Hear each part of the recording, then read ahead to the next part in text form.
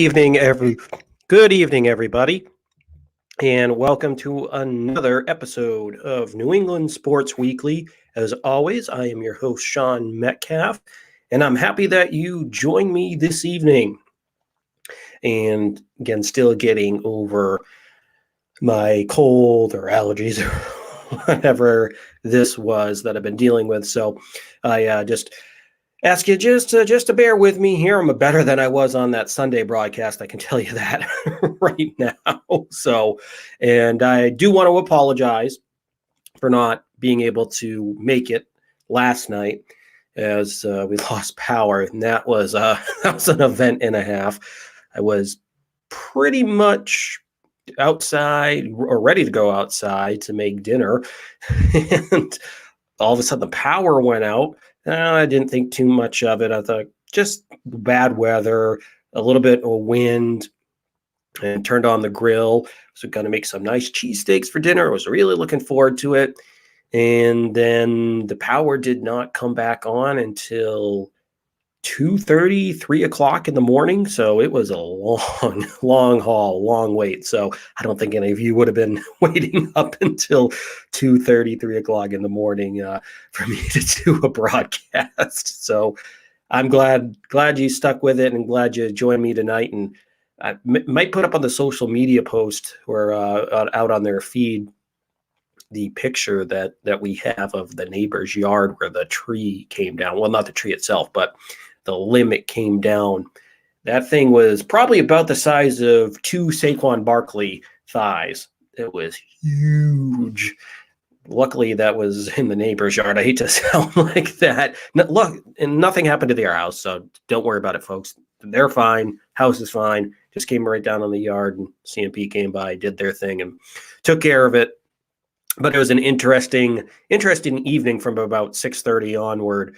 Stayed up and listened to the Red Sox game on the radio. Felt like I was living back in the 40s through the 60s or something there without, well, I know, don't at me, folks. I know the ones that are old enough.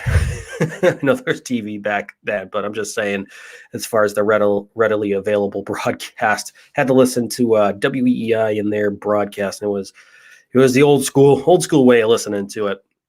But I had a good time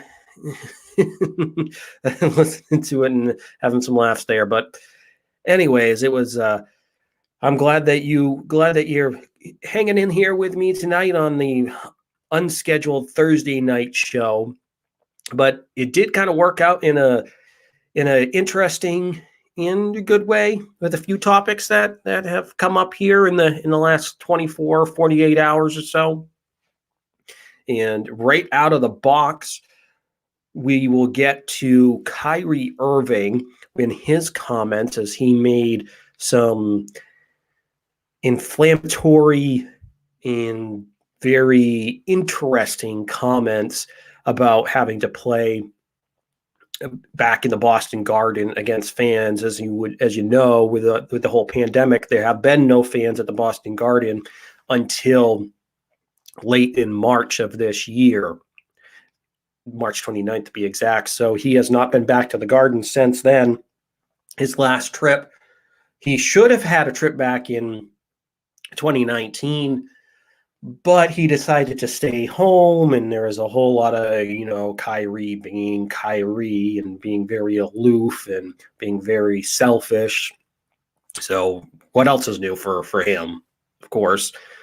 So now Kyrie will make his first appearance on Friday night at the Garden against the Boston crowd, which, again, he made inflammatory comments that we will touch deeply here, where we get into deeply here in the first segment. So we'll touch on that more here in just a moment. So hold your horses on the comments. We'll get to those. And then the Boston Bruins wrapped up their series against the Washington Capitals. So they won round one, and they're moving on. And we just got the opponent last night as the Islanders have knocked off the Pittsburgh Penguins. So the Bruins will get home court, home ice advantage starting on Saturday It'll be a Saturday night matinee, or a Saturday night affair, I should say, mixing up the two there. But so the Bruins will face off against the Islanders, who they had some trouble with early in the season. They lost 5 straight. So that'll be an interesting series as you had the pre-Hall era, the post-Hall era versus the Islanders. We'll get into that a little bit later on. But the Bees are moving on up, and the Red Sox have stayed pretty steadily hot as we go down to the end of May and move into June here. So again, the Red Sox are no fluke. They are definitely a true contender. Now, you can argue if they're a wild card contender or if they're a contender for the division. That's up to debate on your end. Whatever you think, you all know my opinion. I think they're a true contender for the division. We'll get on to that a little bit later on here as we move on to the show. And just coming across the board today, or I should say last night, around probably about the time I lost power, Adam Vinatieri has officially retired from the NFL. So 24 years in the NFL. And obviously, as you all know, he spent the beginning of his career from 1996 all the way to 2005 with the New England Patriots. But then he moved on to the Indianapolis Colts. That's where he actually has spent more years with the Colts than he did with the Patriots. But still, especially in my book, and I'm sure a lot of the listening audience here who happen to be New England sports fans or have at least grown up in the New England area, Adam Vinatieri is more of a Patriot than he is a Colt. He had that one playoff game, I believe in the first year with Indianapolis, where he had a 6 field goal game to push the Colts. I almost said Ravens. Thinking about that, those franchises that flip-flopped. But they pushed the Colts into the next round of the playoffs of the divisional series that year, I believe. So that was his big claim to fame with Indy. He never had those big kicks like he did in New England, the snowball game. And then subsequently after that, he had Super Bowl 36, where he had the game-clinching field goal as the clock winded down. And then again the next year in Super Bowl 38. So we'll touch, obviously, more on that later on in the broadcast. But the big story, as I mentioned right off the top of the broadcast, outside of losing power last night, was Kyrie Irving. Now, Kyrie Irving, if you haven't heard by now, after the post game of Game 2, which was the last game in Brooklyn, before the Celtics moved on to go play in the Boston Garden, or TD Garden as it is now, a reporter, Rachel Nichols of ESPN, did ask Kyrie, since this was going to be his first time actually having to face the fans since leaving the Boston Celtics after the 2018 season and joining up in Brooklyn, if this was, or how it was going to be to face the Boston fans. So I'll read you Kyrie's comments. So this is directly from Kyrie in his postgame on Tuesday night. Quote, "I'm just looking forward to competing with my teammates, and hopefully we can just keep it strictly basketball. There's no belligerence or any racism going on, or subtle racism, and people yelling expletive from the crowd," Irving said. "But even if it's part of the nature of the game and we're just going to focus on what we can control." And then, of course, a follow-up question about what he meant by the subtle racism, the racism comments, what he just had brought up. He went on to say, "I'm not the only one that can attest to this," he said, before putting his palms in the air. "It is what it is." So I would just definitely have you, if you haven't heard yet by now, just go take a listen. Just type in Kyrie postgame comments or Kyrie Irving comments, and this will come right up, and the videos will come right up as well. So as you can see there, Kyrie had very interesting comments, to say the least. Now, I would go as far to say unprovoked from the standpoint of bringing up the belligerence and racism portion of that, to be frank. All he was asked was, how is it going to be to play in front of Boston fans? You didn't have to go down that route, Kyrie. Seriously. There was no need of doing that. No need. It was ridiculous. You're taking the coward's way out here. That's my opinion. Now, before I go any further, before anybody accuses me of being insensitive, being racist, whatever, of course, I am not naive. I understand wholeheartedly that there are pockets of racism that exist all across the country. They exist, whether you want to believe it or not, they exist in New England. They exist in Boston. Hell, I'm sure they exist right here in Maine. I'm not saying it doesn't. And obviously, as you can see, I am not of color. I am not of any ethnicity. But and I would never say any of those things ever to anybody, any of those words, anything to ever disparage somebody of another race. I don't care. I just want to be around good people that you want to be friends with, you can have a good time with, that, and then also on top of that are going to be good people that you can count on. If you need help, you can go to them. They're good neighbors, good friends, good family. That's all you want to be around. I don't care who you are, as long as you hold those good standards in your life. That's all I care about. And that is as far on my soapbox as I'm going to get, because as far as that little portion, we're still going to talk about Kyrie, but that to me, that's just when he brought those up, that's really what got under my skin, what really kind of made things crawl there for me, just because Kyrie basically just put a whole blanket over New England, over Boston, over New England, over the whole region that roots for the Celtics, and any New England sports team. Because let's face it, if you're a Celtics fan, you're a Red Sox fan, Patriots fan, Bruins fan, or at least a combination of some, or you pull a few teams from here or there. So I understand. But at the same time, it's Kyrie that just irritated me, because you're painting with a broad brush. And he has a history of being one of the most inconsistent message orators, speakers.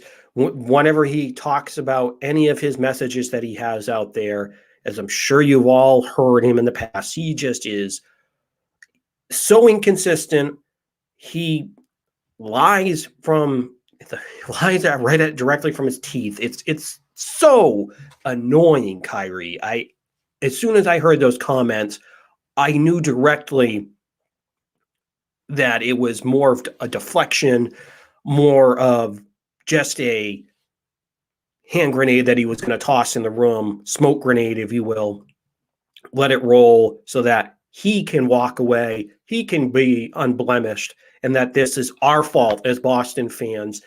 And if you boo him on Friday night, Sunday night during the series, you're a racist. I know he didn't come out and say that. I know he's going to paint it that, no, I just want it to be about, if you're going to boo me, it's going to be basketball. But you know how this is going to go. You know how this is going to play in the national media, in ESPN, everywhere else, that if one fan and I'm not saying the blatantly racist. Of course, if you say something blatantly racist, you're a scumbag, you're an a-hole. You shouldn't be saying the blatantly racist, and you shouldn't be saying racist things. But I'm just saying, like, if there's something that's questionable that really isn't, but of course, with how social media and our media is today, things are going to get blown out of proportion. So, of course, Kyrie is taking the coward's way out, in my opinion. He does not want to come back and have to face the music, in my opinion. Because when he first came to Boston, that summer of 2018, right before the season started, he went to a season ticket event, and it was a packed house. All the major season ticket holders, all the season ticket holders from in the cheap seats as well, all showed up. And it was a televised event, so everybody got to see it. Kyrie says directly out loud that he planned on staying in Boston and signing there long term. Now, of course, I completely get it. Athletes can leave town. They can go wherever they want. When you're a free agent, you do what you want. If you want to sign for a $40 million a year contract, go for 5 years somewhere. I don't blame you one bit. You do whatever you want to do. It's your life, your decisions, you make them. That wasn't the part that drove me crazy when Kyrie left. It's the fact that when he packed up and towards the end of that last year in Boston, he made the All-Star team. The thing that drove me crazy is at that All-Star team or All-Star game in the back hallway, there was clear video evidence that he was talking with Kevin Durant about going to Brooklyn. And in the video, you can see he throws up a deuce symbol. Lip readers were basically at the time saying that it looked like he was saying there's 2 max contract spots with the Brooklyn Nets. We should go. I'm paraphrasing there along those lines, but you get the drift. There were 2 max contracts in Brooklyn, and it was basically the hidden truth that everybody knew was going to happen. That Brooklyn was looking for stars because it's New York. It's the second team out of New York along with the Knicks, even though the Knicks are absolute trash. But anyways, the Nets are the second team. They had all that cap space, so it was the worst kept secret that you knew they were going to spend this money, and you knew KD was probably going to be one of their go-to targets after he was going to opt out of Golden State, because you knew that relationship was coming to an end. But it was the way that Kyrie, after that video came out, Steve Bulpett, who wrote at the time for the Herald, I believe, asked him a comment in a loaded post-game press conference about the video. And if it was true that he was talking to him about going to Brooklyn and trying to recruit Kevin Durant and so on and so forth. And like I said, if you want to go, you want to go.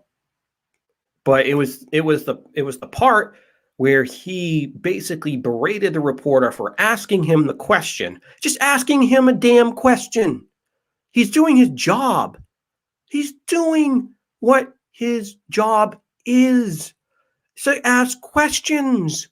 And it wasn't stupid. Because you know why, Kyrie? You stood in front of all these Boston fans at a season ticket holder event and said, you want to come back. You're looking forward to coming back.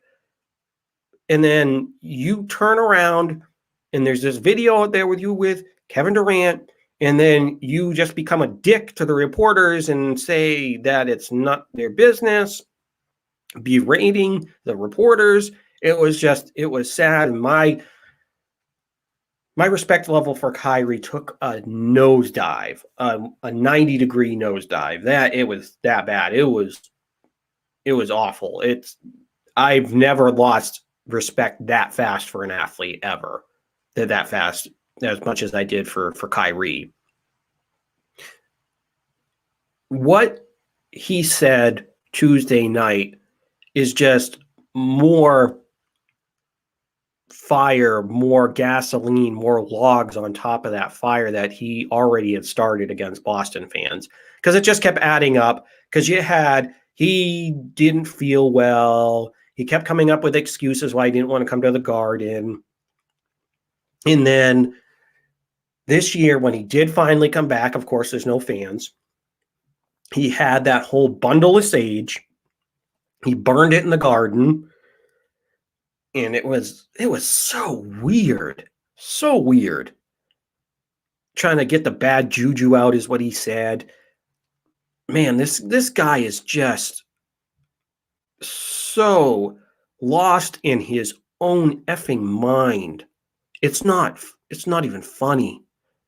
Every time he talks, at least I would say probably at least 75, 80% of the time, that's probably lowballing it. Every time that he talks,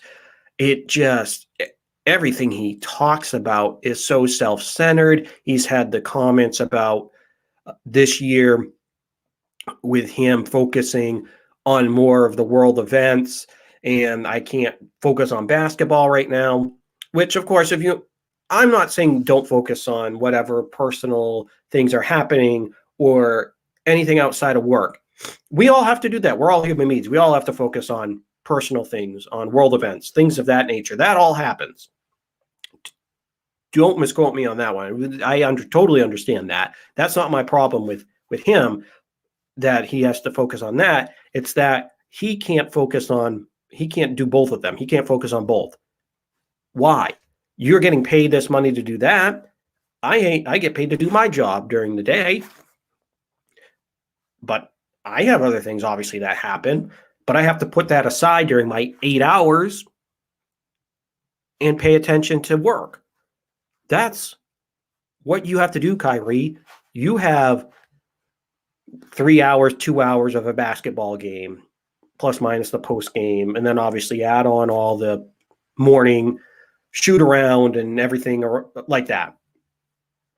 So we all know things happen in life. But my point is, you have to have a balance. And then you just come up with these excuses that, well, I don't feel like I'm going to play today just because I'm focusing on this or I'm focusing on that. There's something happening and my spidey sense is tingling and I have to go save the world, which he never does. He just sits at home and mumbles. And the first time that this happened this year, he came up with that excuse where he basically didn't tell the Nets that he was going to leave, that he was having mental breakdowns and all this stress, and he was having all these mental issues that he has to take care of. And I'm not belittling mental health either, trust me. But the reason I say it now is because we all know the outcome of it. He was at his sister's damn birthday party after you skipped 10 days. And you missed like 6 games. I'm glad you weren't with the Celtics when this happened. Because, yeah, if you have real mental issues, take care of them. Obviously, if you have them, take care of them, get help, seek help. But if you use these things as a cloak, if you're the little boy who cries wolf too many times, guess what, Kyrie? It's not racism when people yell at you and throw insults your way. It's not. You know what it is? Because you're the little boy who cried wolf and nobody trusts you anymore. That's the problem. That's what your issue is. That's why we're all fed up with you as Celtics fans, Kyrie, because nobody trusts you anymore. You burnt that bridge. You took a mile worth of gasoline and you burn everything out the moment you walked out the door. That's why we're going to boo your ass on Friday and Sunday night. It has nothing at all to do with racism, subtle racism, belligerence. That's not it. That has nothing to do with it. You threw that out there as a smokescreen, and you want us to feel bad for you. We are not going to feel bad for you. Now, like I said earlier, I do not condone any of that racism. No way in hell would I ever do that. There's no way. But if you're going to use this as an excuse, as a shield, so that you can make people feel bad for you, so that we don't boo you, so that you could just walk out there and put up 40, which obviously, you're going to probably put up 40 anyways, because the Celtics team has completely given up. They don't care anymore. So it's that I'm not even going to waste my time on the Celtics chances the rest of the series, because they're pretty much done. They're going to get swept. They lost by 30 the last game. So I'm not even going to give them the time of day with this series, but it's just because the only reason that I'm talking about Kyrie and the Celtics right now is just of those comments that he made about the fans. And of course, what makes this difficult as well is that today Marcus Smart came out and he did admit that there have been some instances, which I feel bad about, if that's what he experienced or any of his teammates experienced. I would never want anybody to feel uncomfortable. You're a human being. You shouldn't be treated in that manner and made to feel inhuman if you're just out there playing a goddamn game. You shouldn't be shouted any racial or any sexual, any religious remarks that would harm you, that would really harm you. I'm talking about the very serious allegations. I'm not talking about all the minor stuff. I'm talking about serious allegations. And if you're somebody that's shouting that, then shame on you for saying those very serious, those type of things. So in that standpoint, when I heard Marcus Smart come out, then there was a little bit to kind of sit back about from that standpoint. But at the same time, just putting this in context and looking at it from Tuesday night when he said these things, excuse me, sorry, like I told you folks, I'm still getting over that cold, so I do apologize. But at the same time, after you made those comments, I can see through what you've done, Kyrie, and it's not funny. It's not at all. You shouldn't use serious things such as racism, belligerence, and minor racism, or subtle racism, I should say, as a shield to get you through 2 games in Boston when you don't want to be booed, when you don't want to be jeered, just because your feelings are going to get hurt in that standpoint. Now, obviously, if anything racist was ever sent to Kyrie, I would feel horrible. But I'm just saying that it just seems like he's using this as a smokescreen when there are real issues of racism that have happened. So don't use this as a shield, Kyrie. And I know everybody kind of tunes in for a little bit of entertainment and some fun, and we're going to get back to that here really soon. But that was the big story that happened over these last 48 hours.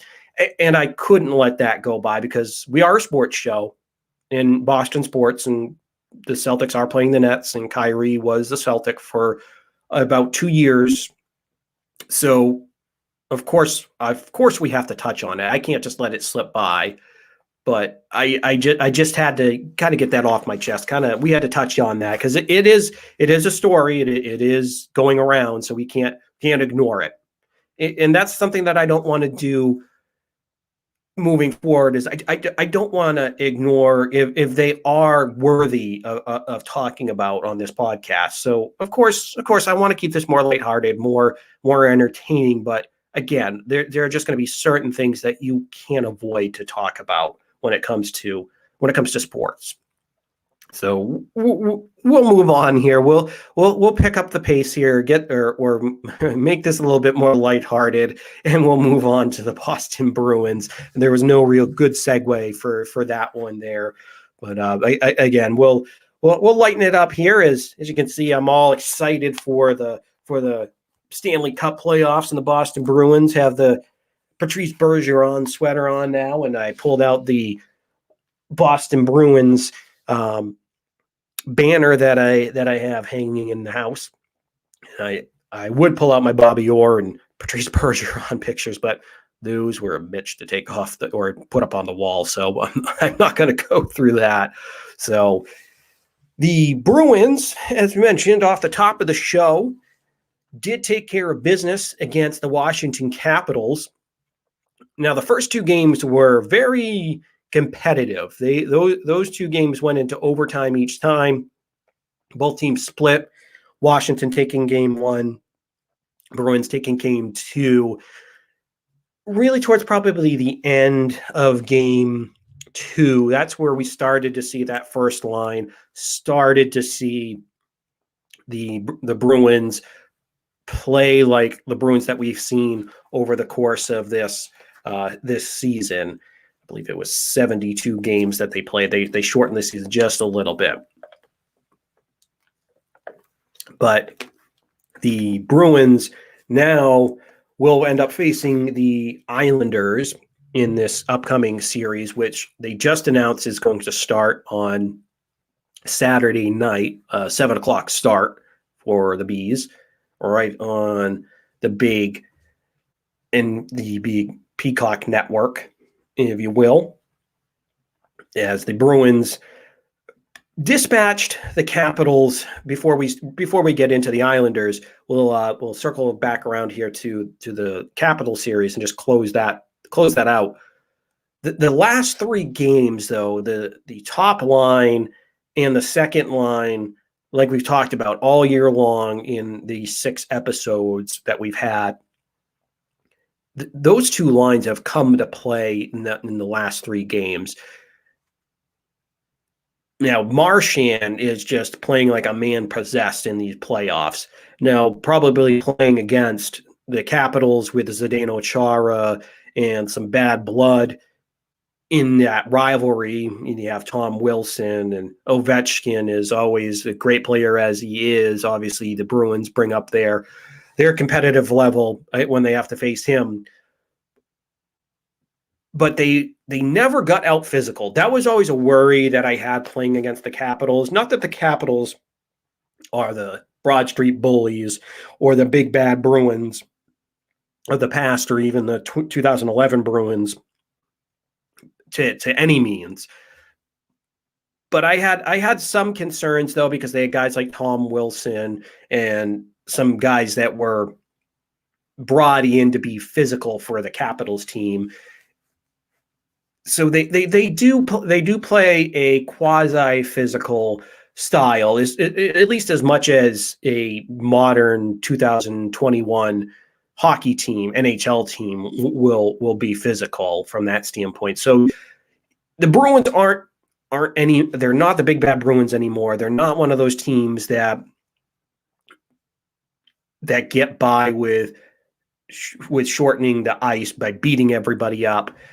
They rely more on their skill, which they have a lot of on those first 2 lines now, which is something that until Taylor Hall came along, you would only say they had the one line, but they at the same time, though, it's not something where you can say that they're purely just relying on the skill set of Marchand, Bergeron, and Pastrnak and Hall.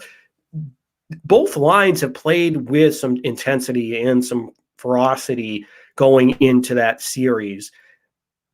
And like I said, Marchand has always had that reputation of kind of being a dirty player, not a dirty player, but it depends on where you go. If you are probably in Washington or Montreal or Toronto, you will call him a dirty player. But in Boston, we don't tend to, at least not of lately. When he first came up, we did, but now he's kind of taken that out of his game. He had a few instances that boiled up in this series, but it didn't really cost the Bruins anything, minus just one power play goal against when he took a penalty for that roughing, when he took the stick and went over top of the referee. I believe that was game 4. but he didn't cost them anything in that series. And then, of course, Pasternak has come alive in those last 3 games. He was kind of MIA in the first 2 games, and so it's nice to get your best goal scorer. And obviously with Marchand, that's up for debate, but in my opinion, Pasternak is the more well-rounded, the better sniper, the better scorer on this team. And that's saying a lot because you have Marchand, who is looking like a borderline Hall of Famer. Patrice Bergeron is a Hall of Famer already. He's added the scoring as he's gotten older. He was more of just that playmaker, getting the assists and getting around 20 goals a year, probably until about the 2011-2012 season when things started to pick up. And obviously after Cassidy came in, he really added the scoring to his game, to his repertoire. But again, those 2 lines, they didn't get pushed around, at least those last 3 games. The first 2, you could make an argument that they did. I won't push back on you on that one. But it was nice to see those last 3 games, everything basically kind of coming together. They started to push Washington around. Washington looked out of gas in those last couple games. Of course, they had a couple periods where they knew that they needed to get a win. They needed to keep this series alive, but it just felt like Washington was hanging on by everything that they had, just tooth and nail, and nothing was seeming to work there those last 3 games.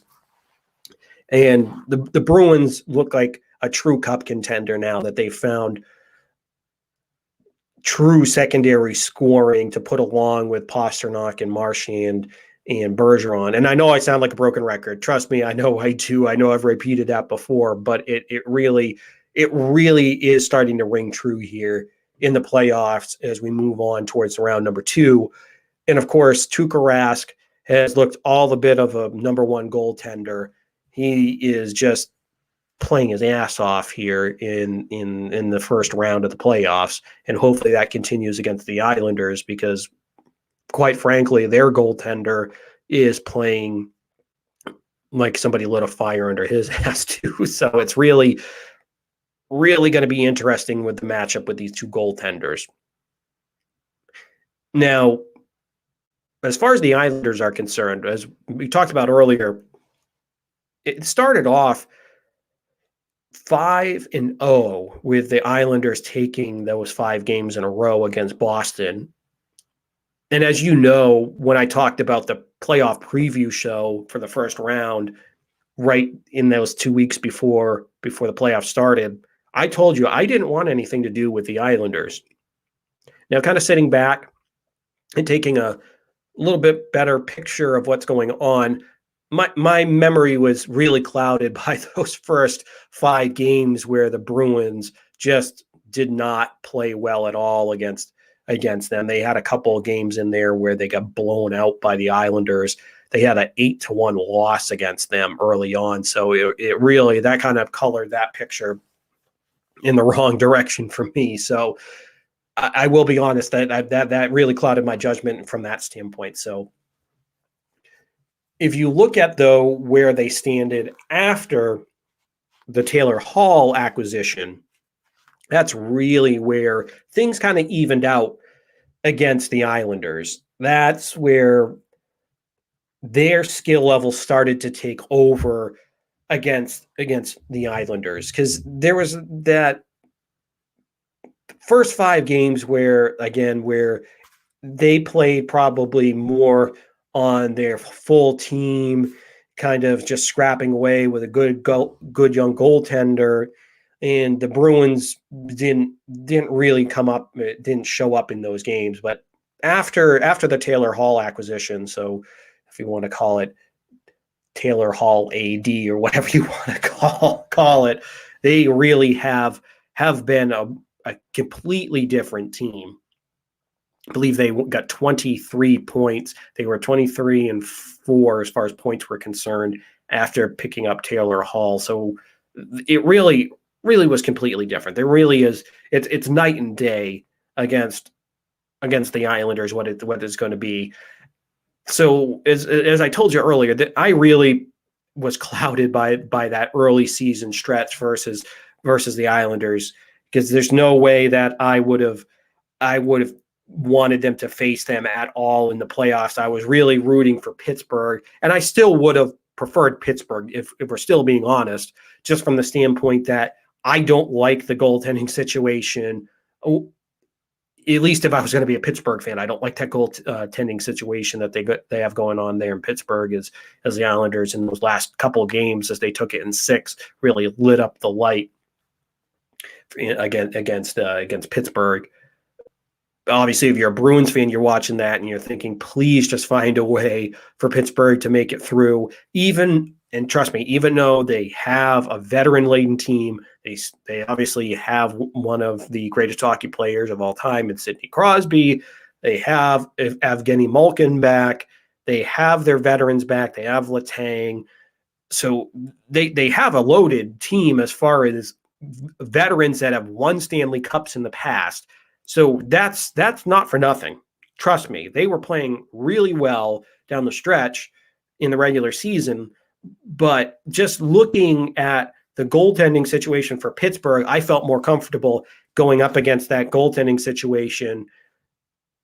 And if they went against Pittsburgh, I would have gone Boston in 5. That's how confident I would have felt. But having to play the Islanders, this gives me a little bit more pause. I still think Boston's going to win, and as I told you, I think this Boston team is going to make it to the Stanley Cup Finals. This is a true Stanley Cup contender. But Pittsburgh, like I said, gave me a better route to get there. The New York Islanders, as I said, they have a pretty good young goaltender that's only giving up 2.1 goals a game, and obviously since he's their main goaltender, that's the team average as well. So they're first in the NHL in goals allowed. The Bruins are 5th, so it's going to be hard for these teams to score multiple goals in these games. I don't think you're going to be seeing any of those 8-1 regular season games that we saw early on, especially here in the playoffs when everybody puckers up and everything gets tighter. So I just don't see anything really shaking loose here as far as any blowouts, with how well both of these teams play at each end of the ice with their goaltender and on the blue line. So I still think Boston's going to eke this one out. I just think there's too much skill all around for Boston. And really, I like what the Islanders have done. They're an overachieving team. I think they have a good future going forward, but still, I just think with Taylor Hall and how well he played in that first round and everything that he brought to the team, I just think Boston has just too much talent for them to lose in this series. Like I said, it's going to be hard fought. I'll give you that. It's going to be 7 games.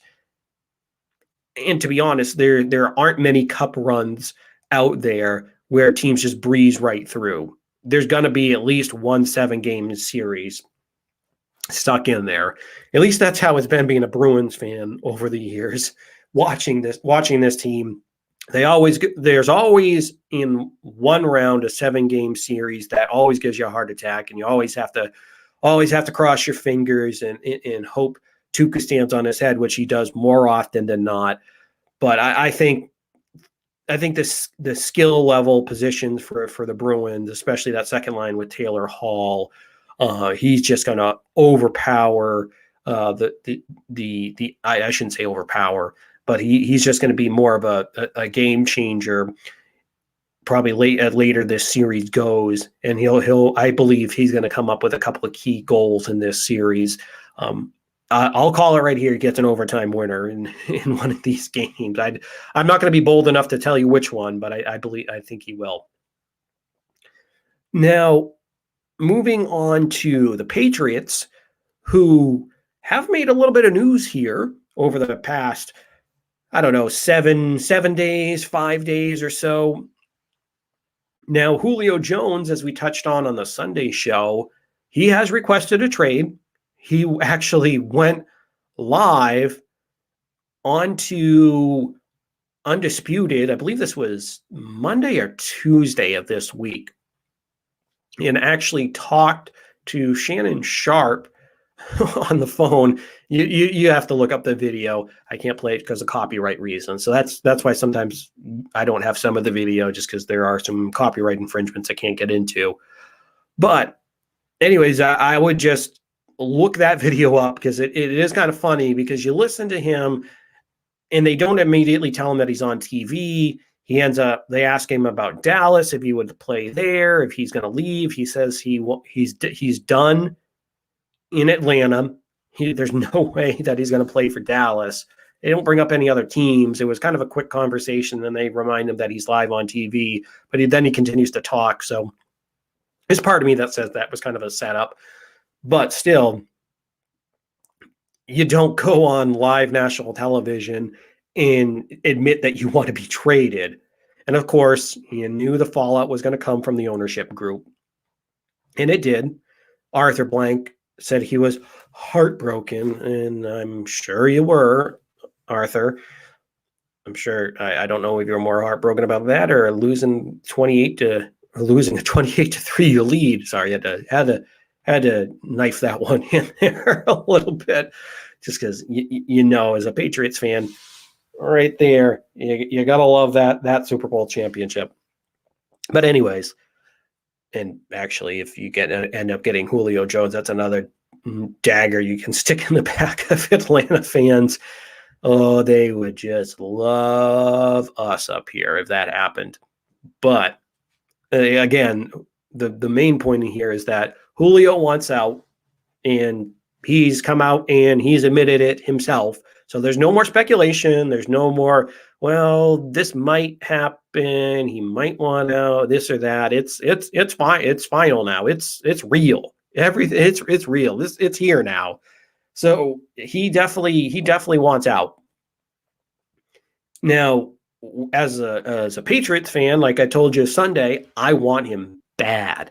I really, really, really want Julio bad, because you don't have a number one. Obviously, you have the two tight ends, which is probably the best tight end room in the league. And I'm talking overall tight end room in the league. Obviously, Kansas City has a better number one tight end, but they don't have Jonnu Smith and Hunter Henry to form that dynamic duo. And now Atlanta has Kyle Pitts. He looks like he's been already ticketed as a Hall of Famer. Now, got to pump the brakes, but he could be a young stud. You have to go to my favorite tight end in the league, who is George Kittle, who I think is the best tight end. But again, that's just George. That's just George Kittle there. So again, New England does have that good stable of tight ends that they have now. That pushes their rookies that they drafted last year in Keene and Asiasi to the 3 and 4 spot, and depending on how many tight ends they want to keep. So my point being, you have a good tight end group, but then when you go and look at that wide receiver room, you just lost Julian Edelman this offseason. He retired.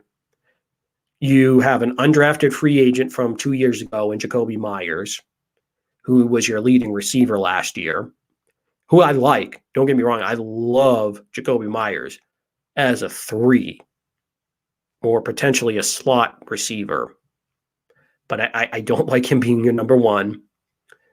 Then you have N'Keal Harry, who is just an absolute bust. And obviously, I did this show well before the 2019. I started this show well after the 2019 season. And I'll be honest, I was all for taking N'Keal Harry, who I thought was the third best receiver on the board. I was wrong. I will admit that. I was really wrong. But that was the case. And he looks to be a bust. And he's just slow, can't pick up routes. And I know everybody wants to blame, well, he played with Cam. He played with Tom Brady the year before. Yeah, he was a rookie, and I know everybody says Brady doesn't want to play with rookies, but still, you played with the greatest quarterback of all time, and you couldn't get anything out of it? not a thing. That I've soured on him so quickly. I really wanted DK Metcalf or AJ Brown. And I know it's hindsight now. Whoa, Sean, of course you want them. They've been all pros, Pro Bowlers. They're amazing. And then there's no way for me to go back unless I want to pull up all my tweets and everything else and Facebook posts from 2 years ago during that draft, which I'm not going to sit here this whole time and just comb through everything for you. But still, my point is that those were the two that I had above him, but I'm still saying I thought he was the third best. So I thought they had a good receiver coming. But you're relying on N'Keal Harry, who's a bust, and then you just sign Nelson Aguilar, who himself, although not as much of a bust as N'Keal Harry, at least Nelson Aguilar, as as one analyst called him. But regardless of how you say his name, Nelson Aguilar has had a few good productive seasons. Now, when I say productive, I'm not saying he's gotten over 1,000 yards and 8 to 10 touchdowns.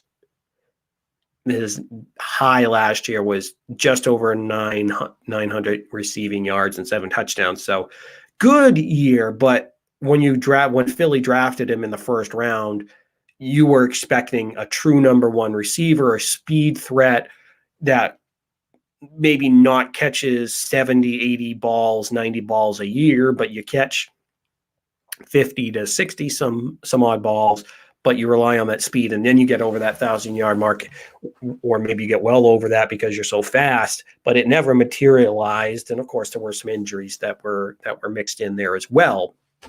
But still, you signed Nelson Aguilar when there were other options that were out there. So technically, right now, Nelson Aguilar is your number one. Because as much as I like Jacoby Myers, I don't see him as a true number one. Not that I see Aguilar either, but really with what you have, he's the number one. And then you have Kendrick Bourne, who I like, but he is just another piece. That's all he is. And I know we talked about it before. He's probably nothing better than a 3 at most. So I don't like what they did with the receiving core. They overpaid for those two. Now, I could be proven wrong. Kendrick Bourne might have been underutilized out there in San Francisco for all these years. They might find a gem, and I hope so. But I don't see that happening. So my point being, I want them to go get Julio Jones. And I don't think, despite some of the reports that just came out today, that Atlanta is hoping for that first-round pick, hoping that they can get something like that for their compensation. I don't see that happening when, in just recent memory, just last offseason, arguably one of the top 5 receivers in the league, in DeAndre Hopkins, was traded from the Houston Texans to the Arizona Cardinals. Now, I know you can throw out the whole Billy O'Brien was probably on his last legs, was just about to go out the door in Houston, and I know he was pissed off at Hopkins, but still, you have an ownership group there that can negate that can call Bill O'Brien up and be like, no, you have to ask for more. But still, he didn't go for a one. He didn't go for multiple ones. He went for a second-round pick from the Cardinals.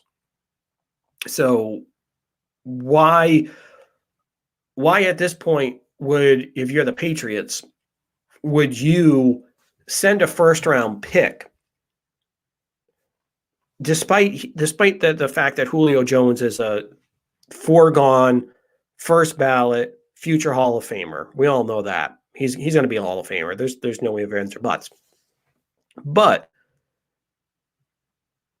he's 32 years old. You don't know how long he's going to be productive for. I personally think he's going to be good for the remainder of those 3 years he signed on the extension. Now, obviously, is he going to be what 25, 26-year-old Julio Jones was? No, But 25, 26-year-old Julio Jones was one of the greatest receivers of all time and still is. So even if he drops down to, God forbid, he goes from 1,500 yards a year to 1,100 yards or 1,050 yards and snags 8 touchdowns, oh my God, that's such a disappointment. No, trust me, I'll trade a second or third round pick all day long to get Julio Jones. I still think he's got plenty left in the tank. Anybody that says he doesn't is crazy, in my opinion. I've seen him play through plenty of injuries. He's played even some major injuries played through. Last year was the first time where he really didn't have that juice in the tank there to get through some of those major injuries. Now, again, I take this with a grain of salt because it was a lot of foot injuries. There was a lot of that lower body injuries, a lot of that lower body stuff. So I'm not going to sit here and say that he's over the hill. I still 100% believe in him. And I think he would be a perfect fit for the Patriots. I know some people have brought up the fact that if you're going to start a rookie, why not just run the ball a lot? Just play those 2 tight end sets. There's not going to be room out there for him. Why not give him more opportunities if he's as accurate and pro ready as everybody says? Why not give him the opportunity to go out there and throw? Why not? What's the worst thing that's going to happen? Oh no, you got a true number 1 receiver. And Julio, until this point, had never really set a peep in Atlanta. He's not a diva wide receiver. I know a lot of these number 1s get flack, get a lot of pushback because they act out, because you've had all those years with Ocho Cinco, Randy Moss, although I don't think Randy was as bad as T.O. and Ocho. And of course, just mentioned Terrell Owens, but you know the story. You can go through the list. There's a bunch of diva wide receivers. Odell Beckham. They're all out there. They all exist. But Julio Jones is one of the rare cases where he's in that class of Calvin Johnson, where he really never said anything until this last point. And I wouldn't really say I wouldn't say acting out, but he's really just kind of, I think, fed up with that situation in Atlanta. You've gone from going to a Super Bowl, being on the verge of winning it until your coaching staff chokes it away, to going to just absolute trash over the last 4 years there in Atlanta after losing that Super Bowl. So it's been nothing but disappointment down there. Yes, you have a loaded offense, but your defense, to quote Bart Scott, can't stop a nosebleed. So I don't blame Julio for probably wanting out at this point when you're 32 years old and you want that ring. So if I'm the Patriots, I would go after him. Now, obviously, if you're Julio, you do have to sit there and think about how true of a contender New England's going to be. Now, I personally think if you get Julio Jones, I don't think you're going to be a Super Bowl contender right away. I'm not going to back up to that train yet. I don't think they're going to go 14-3. Sorry, I'm trying to do the math here with that extra game, or 15-2, or even 13-4, or something along those lines. I think at best they could win 12 games. I think more likely they're in that 11 range right now, just because I don't know what the quarterback situation is going to be. Like I've told you a million times, I think Mac should be the starter from day one. So I think that's where they should be. But Julio would just elevate them from a mediocre wide receiver room to, no, obviously can't say the best, because there are some good wide receiver rooms out there, especially Minnesota, Seattle, places like that. And of course, things are going to shift around here with some other things going on in Dallas with Amari Cooper and CeeDee Lamb. So there are good rooms out there, but still, you go from a bottom of the barrel wide receiver core, especially after Edelman leaves, then you kind of creep up into the middle, or Hell, you might even get to the top tier just because that's how good Julio is. Maybe top 10, maybe.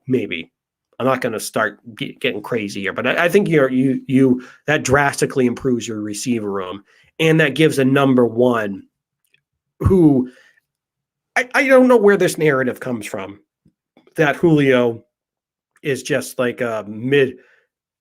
He's just a big physical guy that's not like super fast. That's not a great route runner. I'm not sure where that narrative is coming from. What are you people thinking of? He's one of the most complete receivers in the game. He's fast. There's the reason he might not be as fast as when he first came out of the NFL, but he's called Julio the Jet Jones. He's not called Julio the Jet Jones for nothing, folks. He's got speed, and I've seen it personally. We've all seen it on the big screen. What he can do. He's fast. He runs pretty good routes. Is he a technician where he does everything so crisp that it makes your jaw drop? No, but he's a good route runner. He's good in the middle. I'm sorry. He's good in the intermediate. He's good in the deep. Of course, some of the short route stuff, you're a big guy, so you're not going to be as in tune as some slot guy on some of those short things, but he's not just a big plodding physical guy, which I've kind of heard that narrative out there, which kind of irritates me. He's a complete weapon. And I think he could be a legitimate top 5 red zone threat if he got to a team that actually knows how to use him, unlike Atlanta, who's misused him since he came into the league in 2011. It's just been ridiculous. And I will defend Julio to the death on that one. He has been misused in the red zone, criminally misused in the red zone. It is not even funny. There's times where they take him off the field. You watch and you're scratching your head. Why is Dirk Cutter or whoever the offensive coordinator has been over his whole career? That was, sorry, folks, that was just the one that came right out. But you catch my drift. It's why are you misusing one of the best weapons in all of the NFL in the red zone? So I think if you got him here to New England, where Belichick would take advantage wholeheartedly of that, my God, you'd have an amazing weapon to pair with those tight ends you just brought in. So that those tight ends and Julio Jones, and then you can start to slot guys down like a Nelson Aguilar, a Kendrick Bourne, and then a Jacoby Myers, then they're not relied on to take care of the whole load.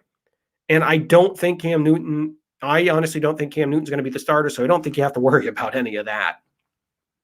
I think it's going to be Mac Jones from day one. And Mac Jones, if he truly is pro ready, I think he'll be ready to take the reins from the very beginning. And you give him a weapon like Julio, good night, folks. That would be a hell of a weapon to give your rookie. So I just don't see how this is not a good move for the Patriots to go after and pick up somebody the caliber of Julio. Now moving on to somebody that's a little more long in the tooth, even more than Julio is, in Adam Vinatieri, who we talked about early on in the Out of the Box segment. As you can see here, just for today's show, I brought out the lovely snowball picture here with Adam Vinatieri. If you can see, it's kind of going out of focus, but with Vinatieri making the overtime field goal, which actually that one was quote unquote the least difficult out of the two of that game. The more difficult was the one to tie the game up, and that thing looked like a snow globe that he kicked it through. And Adam Vinatieri is probably the only Hall of Fame kicker that I've personally seen. And kickers are people too, I guess. I don't know how real they really are, but if there ever was an actual live and in-person football player that actually was a kicker, that's just not some mythical creature or as they're always depicted in movies. Excuse me. Sorry, getting the cold, folks. as we've seen them depicted in movies, chain smoking and drinking on the sidelines or out there looking like Sebastian Janikowski carrying around a keg. Adam Vinatieri is a real athlete. In his rookie season, this part I don't remember. I don't really remember Vinatieri probably until like the Pete Carroll years, because I was about 6 years old when the 96 season happened. But when he was rookie, at least I've seen the video. So I've seen the video evidence when he chased down Emmitt Smith from the Cowboys. And that was ridiculous. That was something to watch him run him down. I believe it was Emmitt Smith I apologize, folks. I apologize. It wasn't Emmitt Smith. It was Herschel Walker. Now that I'm jogging my memory here, I know who it was. But anyway, so a kicker ran down a damn running back. That's not something that you'll see a Martin Gramatica, who can't even jump up in the air without pulling an ACL, can normally do. And then, of course, from the freakish athleticism, I say that in quotation marks because he's a kicker. But aside from those abilities, he is probably the most clutch kicker that I've ever seen in my life, bar none. And also, he may be in the top 10 most clutch Boston athletes of all time. And I think probably that might be a good idea once we kind of get towards the meat of the summer here, when it's just baseball, or maybe around All-Star break when there's not much to talk about. We might be able to get into that here as far as the top 10 clutch athletes. But without going through the whole list here, Adam Vinatieri, I think, is probably in the top 10 of those clutch athletes. As you mentioned, the snowball, not one, but two kicks. The tying kick, when it looked like just a snow globe going up and down and just picturesque snow that looked like it was in some Hollywood movie, that was just coming down in huge flakes. And it was so hard to see on the TV, because that was back in the day before we had HD TV. And yes, folks, I am 30 years old, so I do remember those times right before HD came in. So it was, I remember seeing it. It was kind of hard to see down on the field there. Of course, you can see the ball because it's the dark color adjacent to the snow, but still, it was all cloudy, and like I said, it looked like a snow globe. And they had to go out there with the linemen after Gruden iced the kicker and gave him some time to clear the field. He goes out there and absolutely drills that kick. And it's a low line drive, but it still had plenty of distance on it. And I just remember being so happy that they ended up going to overtime. And you're just hoping that they have a chance to win it in OT. And of course, as you see right there in the picture, in that famous kick, which that one was a little bit shorter. I believe it was a 46 or 45. So it was about 2 to 3 yards shorter than the 48 to send him to OT. But still, he came up clutch in that game. He was nails in the elements. Probably going to South Dakota State. Probably helped him just a little bit playing out in that cold weather out there.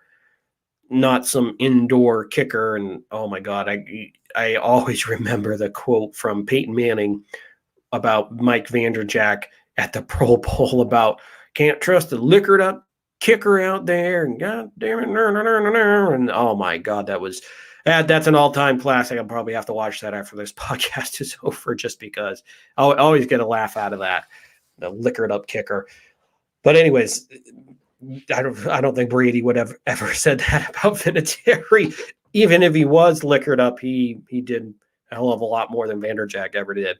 So Vinatieri then, of course, in that Super Bowl 36 against the Rams, after Brady marches him down the field, when John Madden famously said just to take it into overtime, of course, the Patriots said, "Screw you, we're going to win this game right now." And of course, I remember being 10 years old watching that game, and it just seemed so improbable at the time that you're going to take down the greatest show on turf, or at least have a shot to do it. And of course, they bled the clock. And then you get down to about 7 seconds, and they spike it with about 3 or 4 seconds left on the clock. And then Vinatieri hits, debating on whether you want to say the snowball kick was more impressive or bigger. But of course, the Super Bowl is the actual championship, so it's hard to argue. But just, again, ice water in his veins. He drills that kick, and the Patriots dynasty begins right then and there.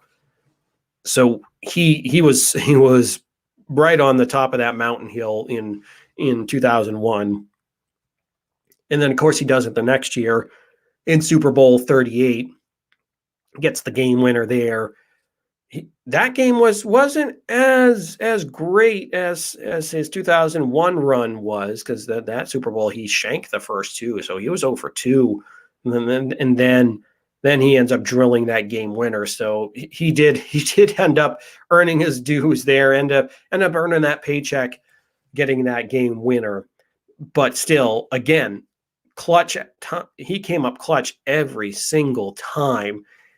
So he set the bar so high for Steven Gostkowski when he came in 2006, and everybody was always on his back because he never had that game winner in the Super Bowl. But people always forget he drilled that overtime winner against the Chargers in 2006 as a rookie, Gostkowski. But still, the shadow that Vinatieri left, even though, like I said earlier, even though he played more years for Indianapolis than he did with New England, just the amount of work and the amount of clutch kicks that he did in New England, he'll always be, to me, he'll be a Patriot over a Colt. And I know they don't wear the logos on a helmet or anything when you go into Canton for the Hall of Fame, but if they did it like baseball, I would pretty much say that he probably would go in as a Patriot, because whenever you look at those highlights, you don't think of him as a Colt per se, even though all the years he spent. When you pull up an Adam Vinatieri highlight, unless you get that 2006 playoff game where he drilled 6 field goals against the Baltimore Ravens to send them on to the next round, tell me an Adam Vinatieri moment with the Colts, and I'll be waiting. We'll be waiting here for a while. But he's a Patriot. He's a Patriot all-timer as far as kickers go. So he was so clutch. He came up in all these great moments. It's actually at this point it's exciting that he was able to go out on his own terms, that he didn't have to be pushed out of the game, and it's nice to see a legend like him to go out on his own terms. And of course, I know we always make fun of kickers, but he truly actually is a gold jacket Hall of Famer, not just a Patriots Hall of Famer, but a gold jacket Hall of Famer for Vinatieri. And I'm happy to see him go out on his own terms, and hope his retirement goes well. And I'll be looking forward to the day that Robert Kraft and the Patriots organization give him the call to give him that red jacket until Canton gives him a call. So that'll always be fun. And like I said, there's no better clutch kicker than Vinatieri. None better. Now to another clutch performer here. We move over to the Boston Red Sox, who themselves have been looking pretty sharp here as they are getting closer to the end of May, and they're still right in the thick of things. Now, not to their own fault, honestly. The Red Sox are 30 and 19 on the season. So they're looking pretty good here, 12 games over 500. And I've liked what they've seen, but they're in second place, and that's to no fault of their own. They've kept winning. They've kept winning series, taking 2 out of 3, 3 out of 4. There's only been a few times where they've lost series this year, so they really have just been doing themselves favors and not having long losing streaks. But right on their heels all season long have been the Tampa Bay Rays and New York Yankees. Now, the Tampa Bay Rays ripped off 11 in a row before losing the other night on Wednesday night. Tuesday night. And then they ended up winning again last night. So they are a half game ahead of the Boston Red Sox. So the Red Sox just have gotten a little bit unlucky here over these last couple of weeks. Not because they've done anything wrong. It's just that this division is so loaded. Now, I'll be honest, I didn't think that Yankees pitching staff was going to be anywhere near where it's been right now, where they've over the last 2-3 weeks where they've actually been one of the better staffs in baseball, because I thought it was pretty much just going to be Garrett Cole, and that was pretty much it. And you're going to have to rely on some banged up arms. But Corey Kluber's actually looked pretty well. He's kind of bounded back into his old self. We'll see if that lasts all season, but he looked pretty good. So the Yankees kept winning. They at one point won 8. They were 8-1 at one point of these last couple weeks. So again, the Rays and Yankees just kept nipping at their heels, and they didn't lose. So it was one of those situations where the Red Sox would win, drop one, and then slowly, because of the winning streaks of both of those teams, they just kept nipping a game here and there off of the list. But again, we're in May. So baseball, again, is a sprint. So I'm not going to get too worked up about where the standings are right now, because you really don't start paying attention to that until the All-Star break, until you get to the trading deadline.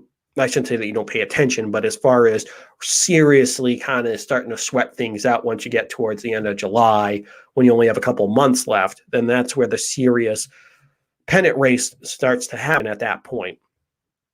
But basically at this time, the Red Sox are doing what I expected, or I should say what I expected after seeing them for a couple of weeks. They've gotten into that groove, and they continue to get timely hitting, at least when they need it. Again, last night, not Xander Bogaerts, but Rafael Devers came up.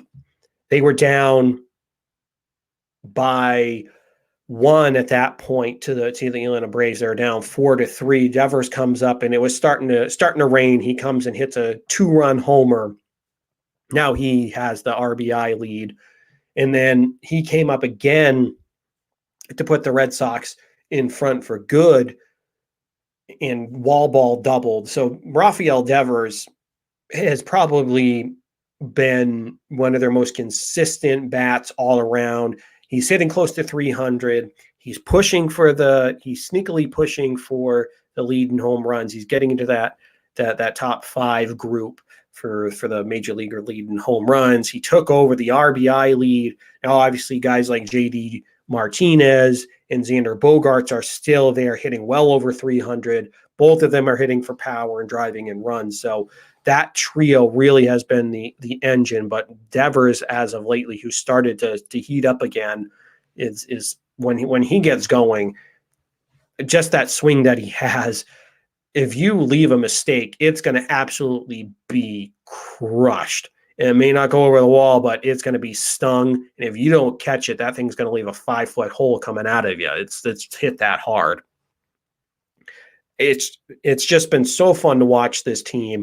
And like I talked about on Sunday, really to this point, the only thing that this team is missing is that middle relief to get you to Matt Barnes. Now they ended up they optioned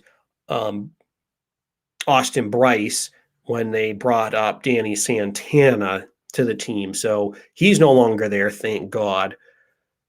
Now, today, the Red Sox did just send Franchy Cordero down to AAA, so he's been optioned down. And the rumor is that they're going to bring up another arm for the bullpen. I kind of would like to see them bring back up Chavis or bring up another bat instead of having going back to 14 pitchers. But still, it is going to be nice to see Franchy go down and work every day, get every day at bats, and try to get that swing back to normal. Yeah, he hit that absolute missile in Philadelphia, but that's really been the big highlight of the year in that Detroit game. So there's 2 games out of 50 games that they played, or 51 games that they played. So I don't see right now what they saw when they traded for Franchy Cordero. I just don't see it there. So I think getting time down in the minors is going to be good for him. He'll be able to work on things down there. But again, we'll see if they bring up, even though I just bemoaned the bullpen, I was kind of hoping they brought up another position player. But my point about the bullpen, not really just bringing up 50 million arms and hoping one of them works out, but I'm just saying if you that's an area where hopefully somebody like Brandon Workman, who they just brought back after signing him as a free agent to a minor league deal, who was their former closer before they traded him last year to the Phillies, that maybe he might be a solution for that middle relief. Maybe you start to look early into the trade market and see if you can find something there. Or maybe you start to look at some other internal options as some other guys start to get healthy.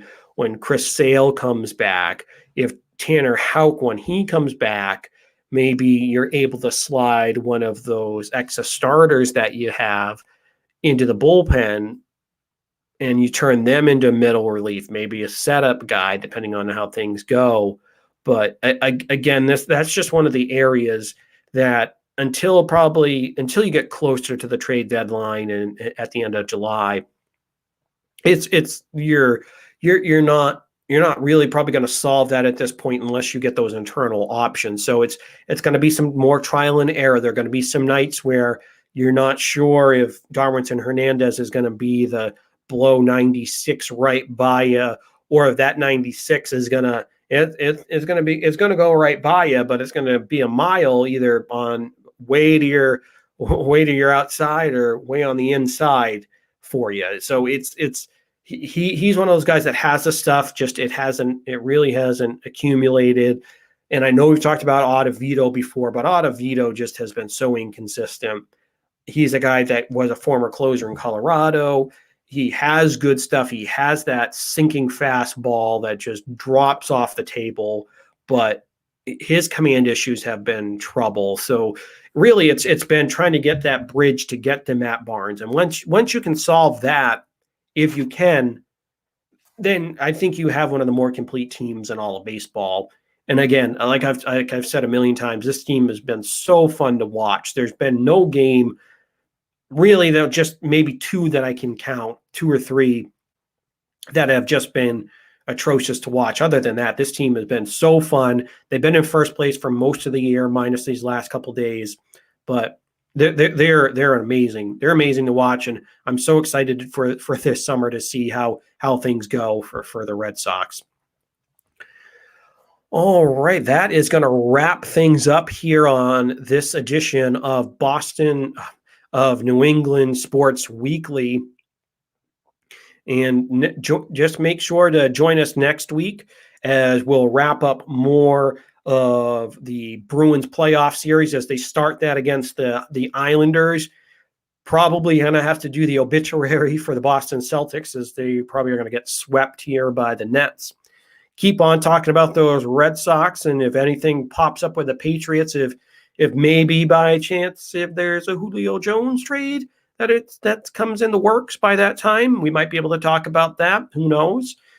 And by then, my plan is to get up the social media accounts for Instagram, for Twitter, and Facebook, get all the socials up and running for the podcast so that you all can send everything to that. And again, as you can see on the screen, you have my at SeanMet28. So give that a follow, and send me any questions that you have over the week. And then and then I'll get to those during the show. And then always, as you know, like and subscribe that button. Everybody, you have a good week, and we'll see you next Wednesday night.